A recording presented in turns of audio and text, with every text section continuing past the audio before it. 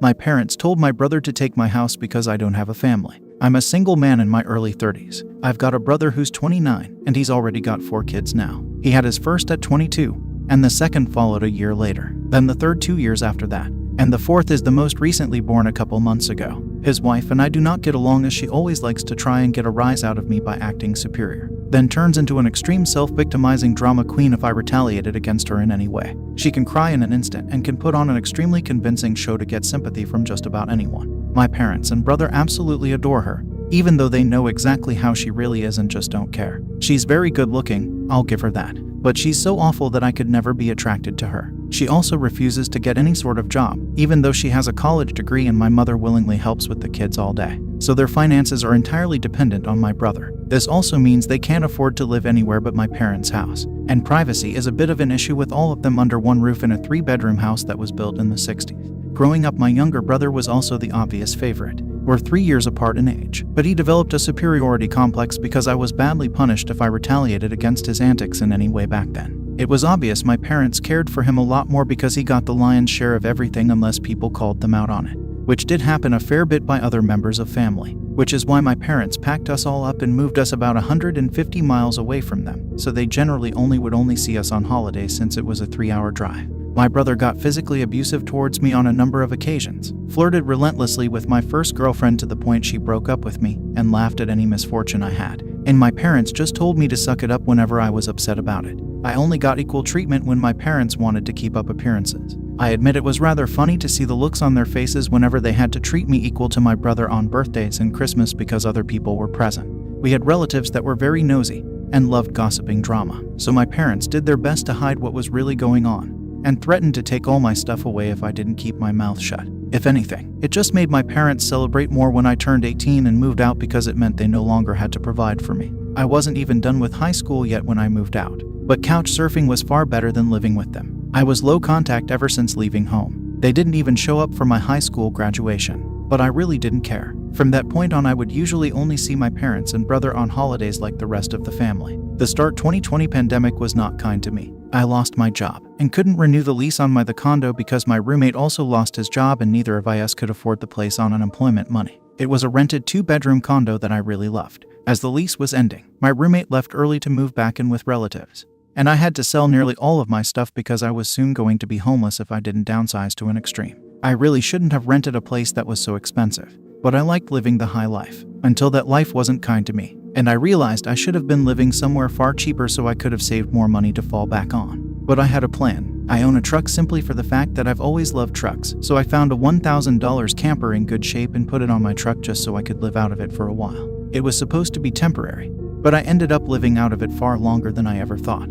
I originally was hoping to be able to live out of the camper at my parents' house, where my brother and his family still reside as well. But when I asked my parents to let me stay for a while, they told me they had a full house and didn't want me there. Plus, we hadn't exactly gotten along in the past decade. They said they'd only agree to let me park my camper there if I paid them basically what it'd cost to rent an apartment in my area. That was way too much just to park my camper. I was jobless and trying to save as much of my unemployment money as I could till I could find a new job. I may as well be living in an apartment with that rent price they were asking. My parents called my camper an eyesore and told me to take a hike since we couldn't come to an agreement, and still thought it was absolutely hilarious I had to live in a camper. My brother joined her in pointing at and mocking me while calling me a homeless bum. I parked my truck camper in a store parking lot to sleep on the first night that I had nowhere else to go. I felt scared out of my mind that someone might try to break in. Suffice to say, I didn't sleep well that night. There was nowhere else I could go as any other relatives that owned houses were fairly far away, and all my friends were all apartment people,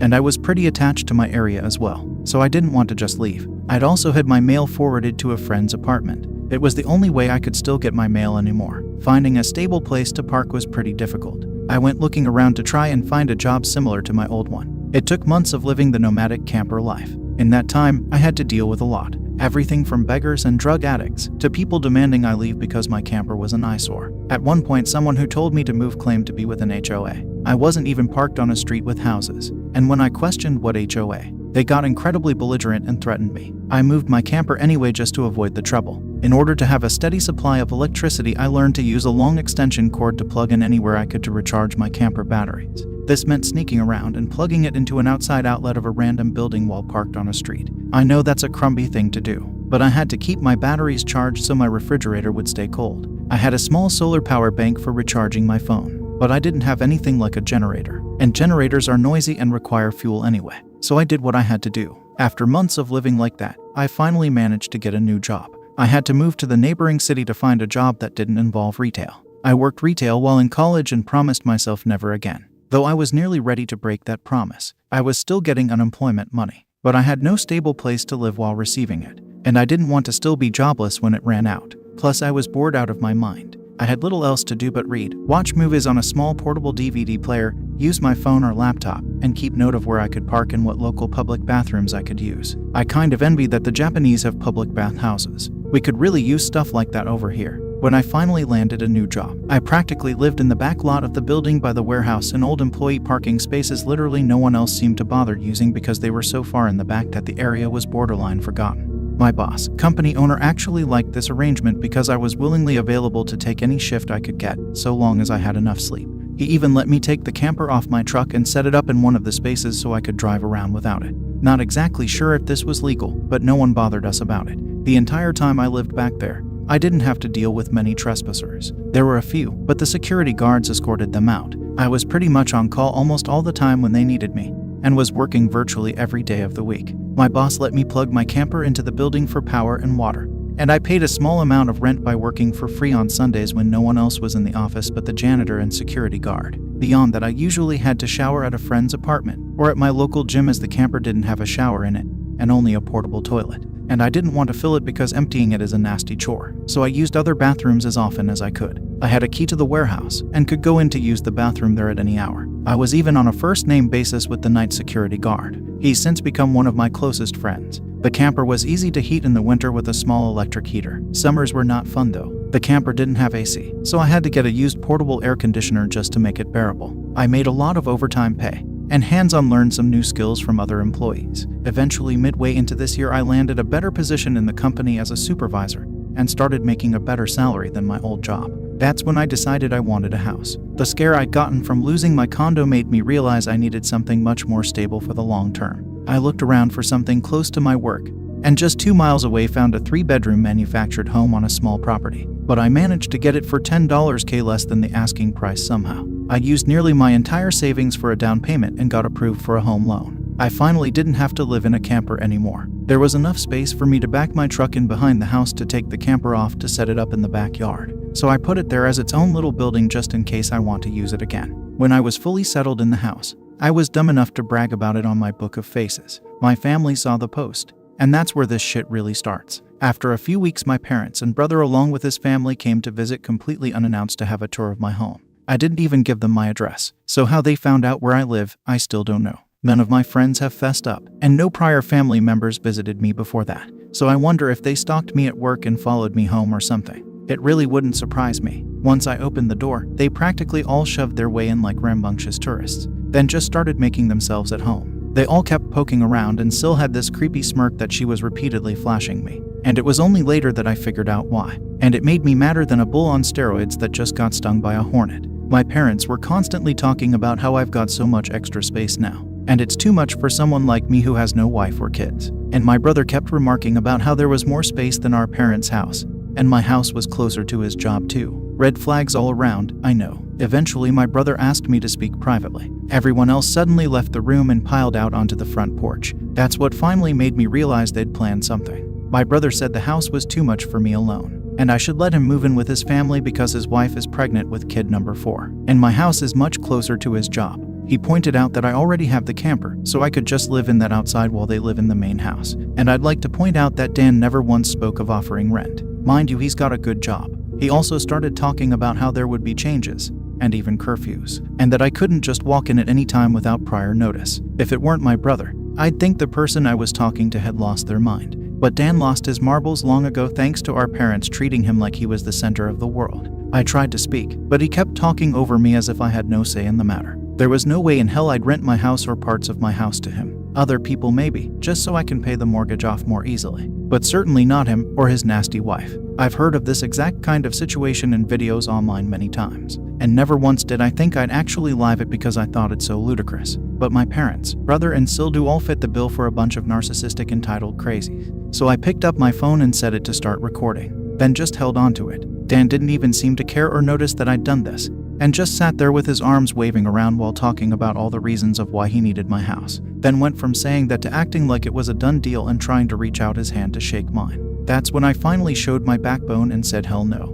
And I said it loud enough that Dan stumbled backward for a second. I'd rarely ever raised my voice to him on that level because I was punished by our parents whenever I did. But this was my house, not theirs. My spine can be as shiny as it wants here. I stood up and then told him that my house was not up for grabs, and acting like I'll let him move in just because they want it won't make it happen. I bought my house for me, and it's not my fault he keeps having more kids and has to keep living with our parents because he can't afford to move out. Dan got as physically close to me as he could without actually touching me and said that I didn't deserve the house, and he needed a better place for his family to live. I laughed back in his face and said that was total bullshit because I worked hard to be able to buy my house. Of course I deserved it. Dan started yelling that I have no wife or kids, and I don't need all the space, so I may as well give it to him. I said I'm not giving him anything, and he never even offered to pay me rent. If I let him move in, I'd still be covering the entire mortgage on my own house without even being able to live in my own house. Then Dan told me that he shouldn't have to pay rent because his family comes first, and our parents said I was going to do this, and that I will. I yelled as if their word was law or something, and told Dan that they did not have the right or power to give my house to him. Then right one cue my parents and Sil barged back in through the front door and surrounded me to try and force me to agree. There was a lot of fighting. But to sum it up, from this point on I heard the line "just do it" for Dan way more times than I can remember. In the fight I told them all they don't have a say in my life or my house, and to get out before I called the cops. Sil screamed the loudest at me about how she was pregnant again, and I can't do this to her. I said I did nothing to her. She just assumed she could take from me like I would just allow it. I had no obligation to her or her family. Then I called her a stuck-up bitch who never had any respect for me. So I don't care what she thinks or how many kids she has. I have no sympathy for her. She won't be living in my house. Well, that made her angry enough to attack me. She got in one good hit on my face and tried to do more, but my brother held her back, kicking and screaming. She kept demanding he let her go so she could scratch my eyes out. The phone I was holding recorded pretty much everything, so I held it up and said I was going to call police if they didn't leave right away. My parents told Dan they were leaving. Then my mother said that I had a week to come to my senses. I told her I won't be, and to not come back.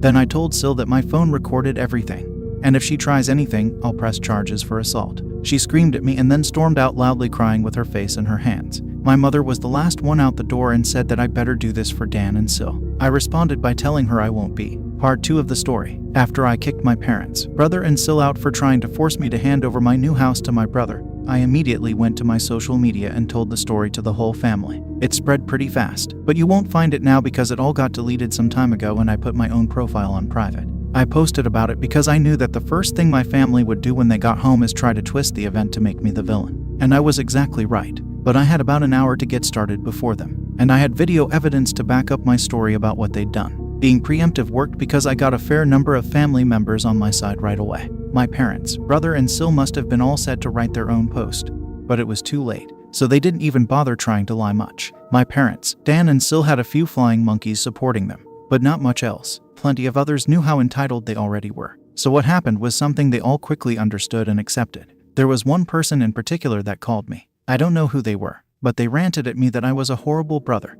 and I needed to make way for a real family man. I just ended the call and blocked the number. This didn't repeat. The week went by, and my parents showed up with Dan at my front porch just like they said they would in their prior ultimatum. They rang my doorbell like crazy and also pounded on the door until I finally answered. I opened it just a crack, and they tried to shove their way in again. But I'd installed a couple of latch chains that prevented it, and even braced my body against the door for good measure. My father and brother demanded I let them in, but I said I was recording everything on camera, and would call the police if they tried to force their way in again. My mother calmed them down, and then in her most sickly sweet tone asked me if I was ready to let my brother move in. I told her and the rest of them to fuck off and never come back. My mother put on the crocodile tears and asked me why I can't just do this for Dan because he's my beloved brother. I laughed and then bluntly said I do not love him as a brother because he treated me like shit for years, and they only encouraged him to do so. They are terrible parents, and he is a terrible brother. Then told them to leave or I'd be calling police ASAP. They all left surprisingly easily, apart from my mother's loud crying and the others giving me dirty looks. One could say making them leave was suspiciously easy. I thought the whole mess was over, but I guess I should have taken them more seriously,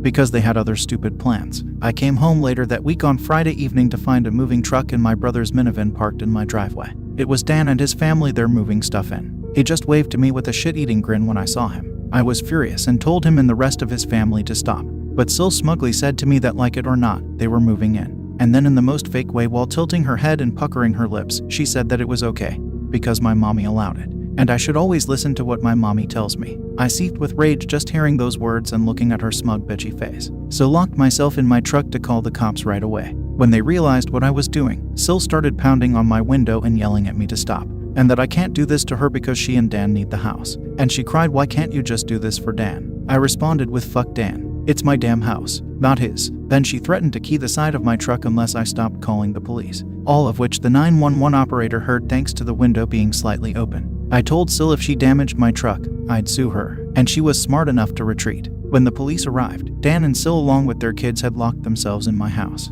I told cops what had happened, as well as showing them my new driver's license that had my current address on it. Then when we went to my front door, I saw that they'd changed the lock, and the old lock was laying on the porch with the center of it drilled out, and the drill they used was laying right next to it, with a complete Harbor Freight drill bit set. I pointed out the broken lock and drill, then gave the police a rundown on all the events that happened prior. Well, I guess Dan called our parents over at some point after I arrived home, because they showed up while I was talking to the cops. My parents immediately lied and started saying that I'd agreed to rent my house to my brother and his family. I said that was an easily provable lie one way or another. So Dan and Sil finally came out of my house with some papers in hand. They both looked super smug, like they'd somehow outsmarted me. They'd actually drawn up and printed out a fake rental agreement, but my signature was not on it. There was one, but it looked nothing like my handwriting. I don't think any of them have ever actually seen my signature, so that was incredibly stupid on their part. I told my parents and Dan that was stupidly blatant fraud, and if the cops investigated, they'd easily figure that out, and I don't think going to jail and court would do them any good. It could even make Dan lose his job, which is his only means of providing for his family. I also said I would get a lawyer and sue for damages if anything of mine was lost, stolen or broken, and I'd call CPS too for good measure. Dan went white and looked really scared when I said all that, but my mother got between us and doubled down about how I should just do this for Dan and live in the damn camper so they can finally have a family home to themselves. I yelled at her that if she thought it was such a good idea, she could do it for Dan herself and let Dan have her house to himself instead. The cops separated my mother from me and I said I wanted them all out right now, or I'll press charges. I stated in a shout about how they drilled out my front door lock to break in. The lease papers were obvious fakes, they badly forged my signature, and I have recorded video of Sil attacking me. Those are felonies I could fuck over their lives with if I wanted. And if they didn't leave, that's exactly what I'd do. The only reason I hadn't already was for the sake of Dan's kids, so they have one chance to get the fuck out. The moment my parents heard that, I think it finally clicked that they could not force me to do it for Dan. My mother surrendered and said she'd put an end to this. Then she went over to Sil and spoke with her quietly for a minute while my father spoke to Dan. Sil instantly started loudly crying and ripping up the fake rental papers into tiny bits and tossing them like confetti, only to have an officer tell them to pick up the bits of paper or he'd cite them for littering. Both of the cops at this point had the "I don't get paid enough for this" looks on their faces. Dan had to start telling his kids to load their stuff back into the moving truck. The kids were all crying, and the eldest was sobbing that he won't get his own room now. Sil and Dan gathered their kids up to try and make one last pathetic attempt to guilt me with the sad family routine. I swear, I think they'd practiced it beforehand. All of the kids had the same pleading look with quivering mouths. Sil kept rubbing her pregnant belly and tilting her head to look like a sad puppy, and my brother just made the saddest face he possibly could and said, "Please don't do this. We need to be able to live here." But I didn't falter and told them to keep packing. All the kids and Sil turned the crying up to 11. And Dan yelled at me, "Are you satisfied with yourself? You've denied us a home because you're too selfish to share and help out family." I ended up laughing like a maniac and retorting that what he was trying to do was taking, not sharing. And no amount of crying will make me let his family move in because he's no brother of mine anymore. He's just an entitled prick who thinks he can take whatever he wants from me like when we were kids. Dan started F-bombing me until the cops told him to cool it or he'd be in cuffs regardless if I wanted to press charges. He sucked in his lips and looked a mix of afraid and supremely pissed off. I asked the cops if they could stick around until my parents, brother and Sil had all left, and they said they had no intention of going anywhere until this had been resolved. In fact, in the next few minutes 2 cops became 4 as more drove in for whatever reason. That gave my parents some extra incentive to get moving. I made Dan give me the keys to the new lock he'd put on my front door. He was really reluctant to hand them over. Then instead of handing them to me, he actually threw them down the street and into a storm drain while saying to go get them myself. But one of the cops scolded him for that and made him go get them. He had to pull the grate off just to get at them, and he got pretty dirty in the process. When he got the keys back, he just grumbled, then slammed them down into my hand. I then told them all to leave and never come back. My mother said I'd be disowned for this, as if that were some kind of threat to me, and I voiced that to them. Then in an overly sarcastically I said something along the lines of, "Oh no, that means I won't get to come to any holidays with you guys where I always get treated like shit by you all anyway. Because Dan has always been your obvious favorite. You treated all me so badly when I was growing up that if Dan ever needs an organ donor, I wouldn't give him anything. So do like you always told me to do when I was mistreated by all of you, and suck it up." My parents were floored after I said all of that, and the quartet of cops were looking pretty judgmental at them as well. I tell you, if you want to put nasty parents like mine on the spot, confront them in front of cops, because they'll likely not try anything really stupid then. My mother just started crying and walking away. My father just stood there looking like he wanted to hit me, and Dan just held his kids in defeat. Oh, and Sil was off having a tantrum in my front lawn. Soon enough, they all formed a line handing out boxes and got their stuff out of my house. Nothing had been unpacked yet, so it all was taken out pretty quickly. But while doing it, my mother kept saying it wasn't too late,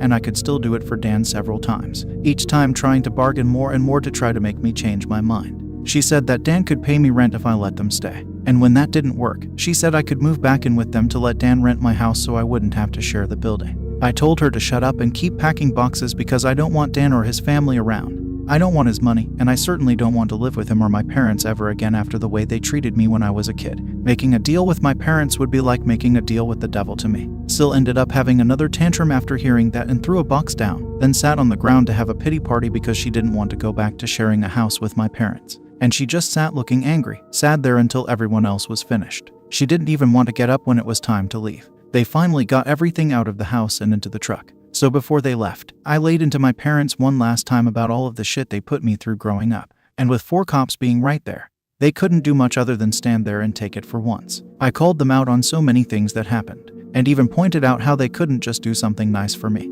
like letting me stay over with my camper when I was homeless and trying to get back on my feet. How they let Dan and Sil ridicule me and call me a bum. Well, who's the bum now? They wanted to kick me out of my own house so Dan could stay in it free of charge. Yet when I needed a place to go, they wanted to gouge me for more than I could afford just to park my camper when they knew I was out of the job. There were more extremely judgmental stares from the cops when I said all of that. So I put my parents on the spot one more time and asked them what I ever did other than being born to deserve being treated so badly. Because when I finally have a bit of success in life, they want to snatch it away from me for their favorite child since they'd rather I give everything to Dan and have nothing for myself. I bought my house using the money that I earned. I owed them nothing, and I won't be asking anything from them ever again. Because clearly I will never be anything more than a doormat or a cash cow in their eyes. I got no answers from them. They just stood there looking like fish out of water. So I continued ranting and asked them what in God's name made them think they were such good parents after all of that. My father was beet red, but more from embarrassment than anger this time. And my mother was crying that she was a horrible person. I bluntly agreed that she is a horrible person. They all are, and I bet they'll go to hell for it too.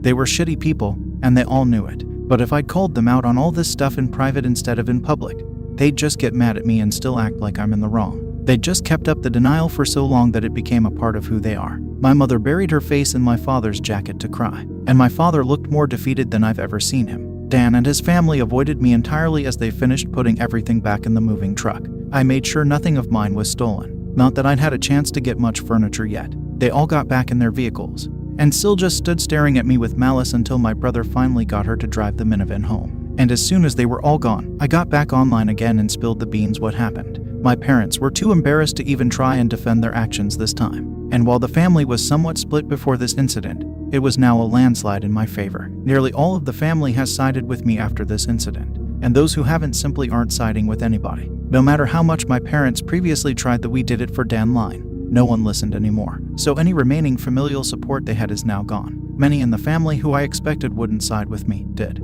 That includes the former flying monkeys. So I guess they've finally had enough. Around that time I offered to host half the family at next Christmas Eve in my new house. My parents were not invited. I wasn't blocked on my brother and Sil's profiles surprisingly. And I saw Sil had her 4th baby in early November. They are still living with my parents. I'm pretty sure they knew I was watching, because Sil kept making passive-aggressive posts every couple of weeks or so about not having enough space while living with my parents, probably to see if she can still guilt me. And I'm sure it's driving my mother and father up the wall because they aren't getting any peace and quiet in their old age with 3 rowdy, obnoxious kids, a mentally unstable Sil, my golden child brother, and a newborn baby in the house all at once. Perhaps they could move into a camper in their own backyard and let Dan take over their house completely. They might get some peace then. Yeah, they could do that for Dan. Part 3 of the story. For those who kept saying that I should have just gotten my brother and Sil arrested, that the only reason I didn't was because they are parents. Their kids need them. And if Dan was arrested, he'd likely lose his job. And without that, his family has no money. And Sil has an only months-old baby right now. Neither of them need to end up in jail. But you don't need jail for revenge. Police can help, yes, but I got payback without filing a police report. Would I be this merciful again? More than likely not.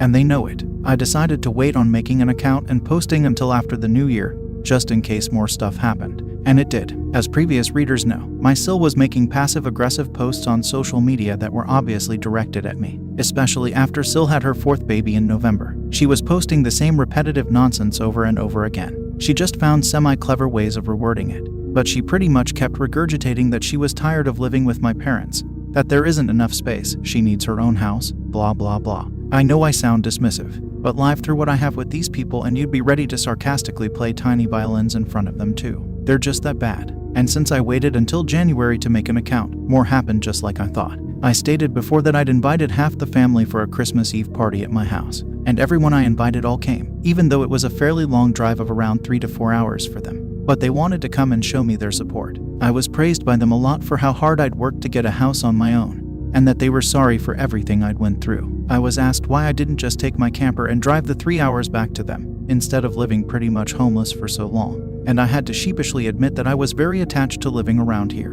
and I had my best employment opportunities in this area. My hometown doesn't have a lot of great job opportunities in my field, if any at all, and I wanted to make my own way as much as I could. An answer they overall accepted. We moved on to having a rather nice party, the best I'd been in years. Some relatives even brought CDs of great Christmas albums, and I have to say, the one my uncle brought of Ray Charles was my favorite. He sings Christmas songs like no one else I've heard. It was a grand and happy time. I felt like for once I could just forget my past issues and enjoy the moment. But I wouldn't be writing this if it had stayed that way. About 2 hours into the party, you know who showed up. My parents, brother and Sil popped in trying to look all smiles. They didn't even knock, just walked right in my front door like they were meant to be there. I shut off the music and told them to leave immediately. They begged to stay and said they brought gifts. One of my uncles stood up and yelled at them before I got another chance to speak. And he said they don't deserve to be in my home, or my life after the shit they tried to pull months earlier. And he was backed up by several other relatives. Mind you, this guy is my mother's brother, and he used to love her to pieces until he found out about the shit that went on between me and my parents. My grandparents, as old as they are, hurriedly got in between us and said to my parents that if they want to make amends with me,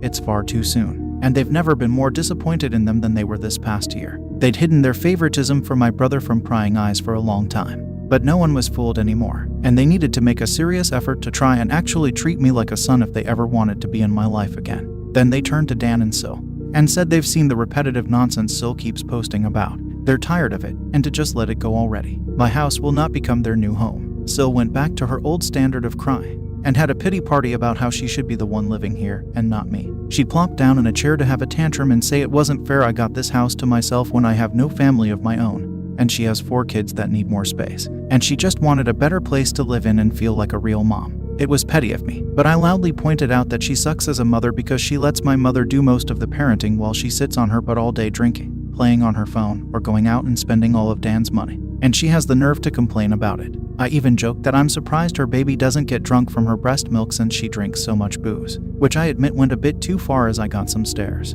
and still demanded to know if I was calling her a bad mom. I said the evidence speaks for itself, and if she wanted to be able to afford to move out of my parents' house someday, then she needs to put her college degree to some use, get a job, and learn to save money. My mother already does most of the child care for my brother's kids anyway, so she'd have plenty of time after her baby gets a little older. My brother's eldest kid, who's 7 years old, ran up to start kicking and screaming at me for yelling at his mom. And he kept at me about how his mom said that I was the bad guy who made her cry and didn't let them live here. That's when my brother grabbed his son to pull him away. But all the other relatives jumped back in, and this sort of turned into a family intervention against my Sil and brother. She was crying. Her new baby was crying. Her kids were crying. Hell, even Dan was very nearly in tears from the verbal lashing he was being assaulted with.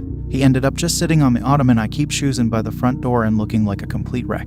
He couldn't look anyone in the eye. He couldn't even say 2 words to me. Not with a whole house filled with angry people ready to judge him if he tried to let out his inner golden child again. If they weren't there to get in his way. I'd bet this would have ended up a repeat of when he tried to order me around to try and take my house months earlier. By this point, though, he'd been so thoroughly humiliated that his and my parents' reputation in the family was completely destroyed because the masks were all now off now. Soon after, my parents, brother and Sil all left in defeat. The party resumed and we all avoided speaking of what just happened for the rest of the evening. Since most of the adults had been drinking, everyone stayed the night in my house. I even let some of them sleep in the camper so there'd be enough space. I admit, it also makes a good guest house. My relatives all wanted a tour of it earlier as well, and they said they couldn't believe I'd been living in it for around 2 years. I got a lot of questions about it, like what summer and winter was like, and so on. I was up earlier than everyone else Christmas morning, and had a fresh pot of coffee and some ibuprofen for those spiked eggnog hangovers a few of them had. I was complimented on being a way nicer host than my parents ever were,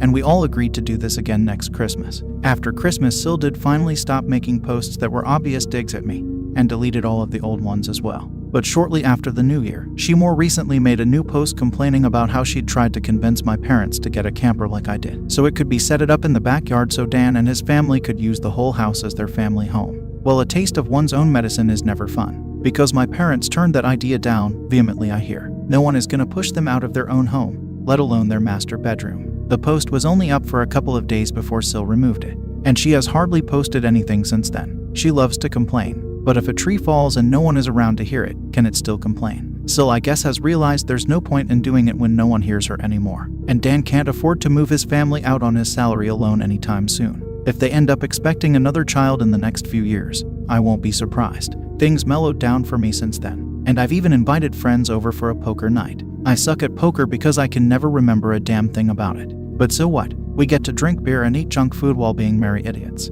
We all loaded up on Whoppers from Burger King and just had at it the best way 4 grown men can when they just want to have a good unadulterated time and get pissed drunk. I think maybe around summer I'll look into possibly dating someone. I'm not exactly getting younger here. Fingers crossed that goes well. My camper just sits idle in my yard now, and I admit, there were some days I went out there just to spend time in it. I did live in it for 2 years. It's like my second home, and maybe one day I'll actually get to use it for camping, like it was meant to be. I've never been camping. My parents considered it a waste of time, so it'd be a completely new experience for me.